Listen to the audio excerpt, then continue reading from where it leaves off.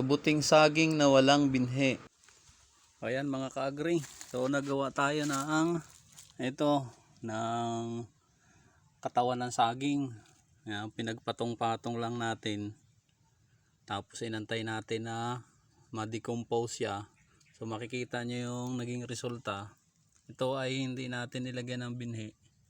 So ayan o, may pinheads siya o. Tapos may tumubo na o. Ayan. So natural lang yan. Ayan pa. So ito ay gagawin natin na binhi. So ito ang gagamitin natin. So wala itong pinagkaiba sa wild. Yung tumutubo sa puno ng saging na walang binhi. Kusa siyang tumutubo. Tingnan nyo. Dami niyang pinheads. Ayan o. Ito o.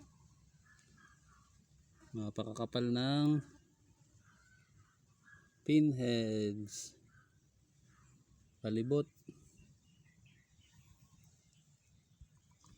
Ayan, kung bago ka pa lang sa aking channel, huwag mong kalimutang mag-subscribe at pakihit ng notification bell button para updated ka sa aking mga bagong video na i-upload.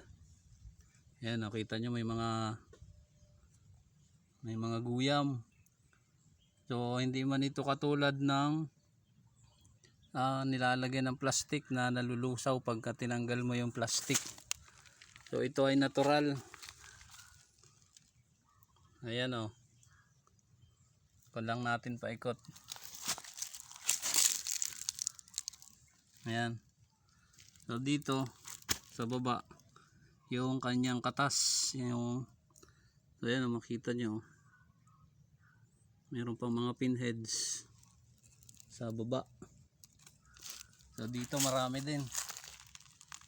Ayan o. Kaya lang hindi siya tumubo dito sa sobrang basa. Ayan o. So yan yung ating ginawa na katawan ng saging to, yung nakatumba na. Tapos pinabilog lang natin. Katulad noon, dalawa na yun. O yan yung pinagtaniman natin. So meron din tayo ditong isang bed. Yan. Tingnan natin yung loob.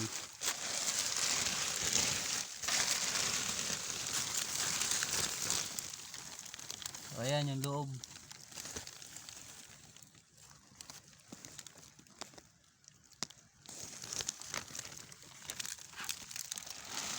Yan yung ating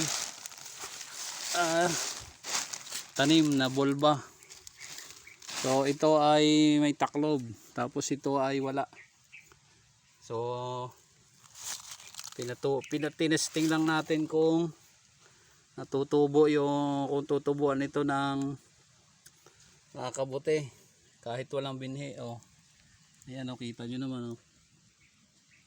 Napakadami. Ayan o. So kahit wala siyang taklob, hindi siya matutunaw. Yan ang pinagkaiba ng kabuting saging na normal na tumutubo. O ayan o. Ang dami. So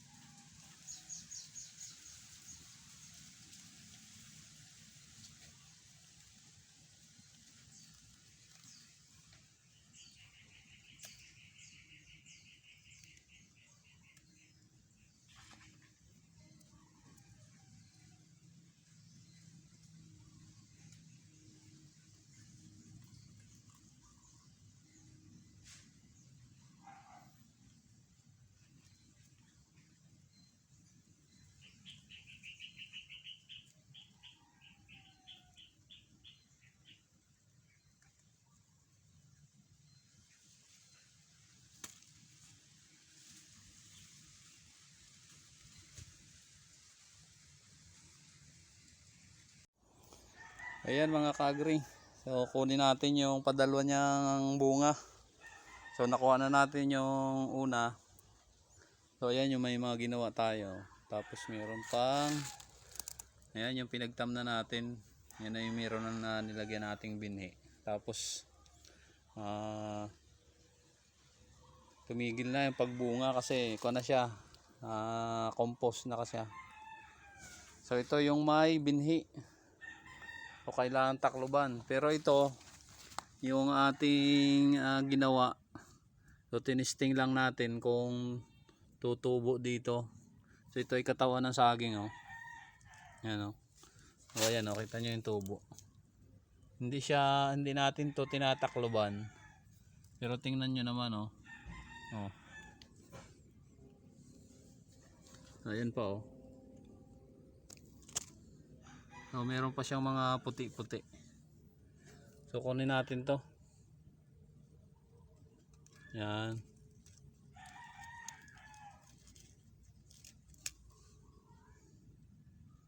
Ayan, oh, sa ibabaw, oh. Tapos ito.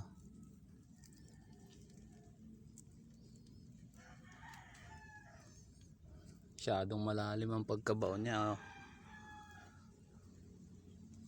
So mayroon pa dyan, oh. Ayan, oh.